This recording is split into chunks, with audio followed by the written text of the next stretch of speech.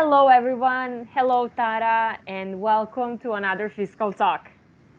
Hello, Teodora. Thank you for having me again.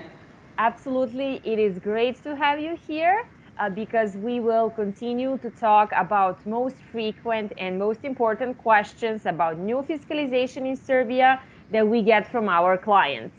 Hello to everyone who's watching us. If you are wondering what are other most frequent and important questions about this topic, make sure you watch the previous Fiscal Talk. And for today's episode, keep watching in order to learn the answers to some of the most important questions from our legal expert, my dear colleague, Tara Nedeljkovic. Tara, I know everyone's really excited to hear you talk and share your knowledge and experience about this topic. So I will start with the first questions. When talking about the secure element, what are the forms of which a taxpayer can get one? Thank you, Teodora. This is a really important question and a quite frequent one from our clients. So in regards to the secure element, the tax authorities have defined that this component can be made in different forms and can be acquired for a taxpayer, dependent on the taxpayer's needs and the particular fiscal device, electronic fiscal device that he chooses to use. Therefore, according to the rulebook that regulates this area, the security element or the secure element can take the following forms. It can be in a form of a smart card, which would most of the taxpayers probably use in the beginning. Also, it can be made as a smart SD card, so a smaller type of card. Also, it can be in a form of a USB token and even in a form of a protected file in the appropriate format, as we can say, technical format, which would be used for exchanging information. So that would probably be the case when you're doing online sales, that you would have a certain hyperlink to connect to the protected file and so on. But these are the four defined elements in the rulebook that is for this area of regards to getting the secure element. Absolutely. Yes. Thanks, Tara. Just to clarify, that's the rule book that has been published, and it can also be found on our Fiscal Portal. Am I right?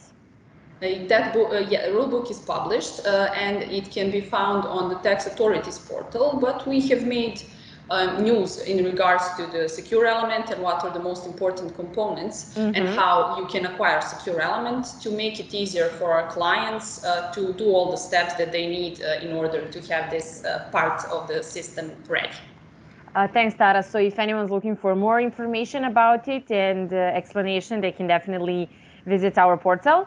The next question I have, in terms of new fiscalization system, what is, apologies, here it is. What are some of the most important information in new fiscalization about the fiscal receipt layout? Thank you, Teodora. Yes, this is one really important question.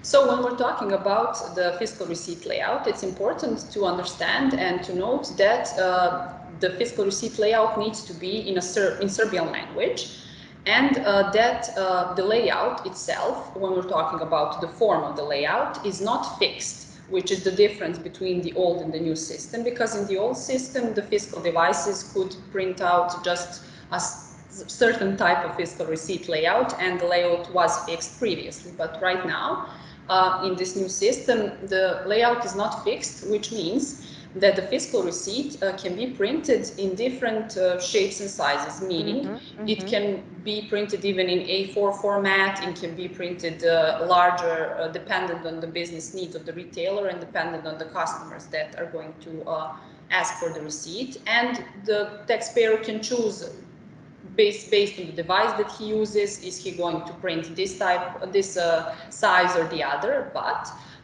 it is predefined that it cannot be smaller than a certain size. So in the Serbian authorities have defined that according to the law, the width, so how wide is it going to be, it cannot be smaller than 57 millimeters. And that is one of the things that was predefined previously, but for other parts, like how is it going to be wider than that, is it going to be in A4 format printed from a regular printer or the fiscal printer, that is not predefined, and that is free to use and free to opt on the taxpayer.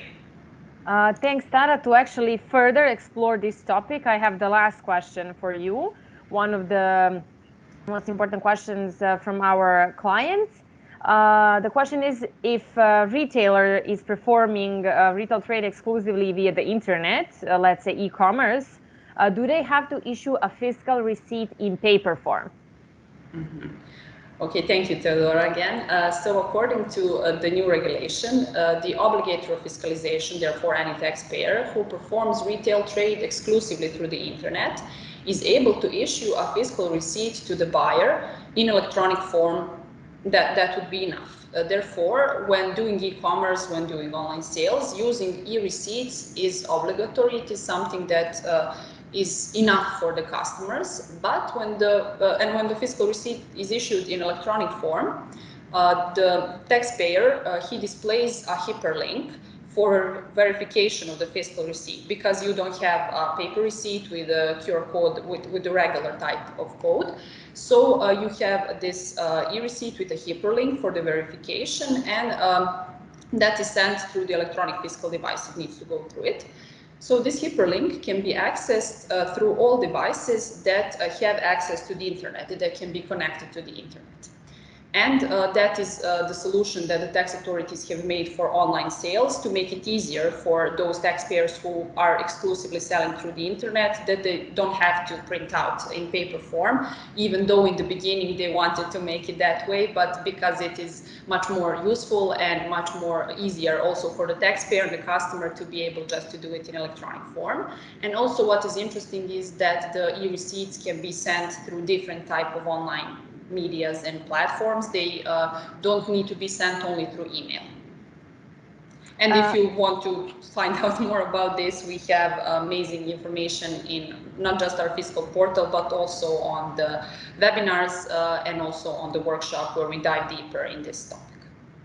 That's great news for those kinds of digital receipts. Thank you, Tara, and thank you so much for sharing all of this very valuable information for all of our audience. It was great to have you here and listen to your knowledge and experience. And I want to invite our audience one more time. If you have any other questions regarding any other fiscal topic in general, not just for Serbia, but maybe for some other countries as well, feel free to write down a comment below or write to us, because we're here to help you have your fiscalization process excellent. Thanks again for watching. And also, if you want to hear about other questions, make sure you watch the previous Fiscal Talk. Everyone, have an amazing day, and we will see you soon. Bye. Thank you, everyone. Thanks. Bye.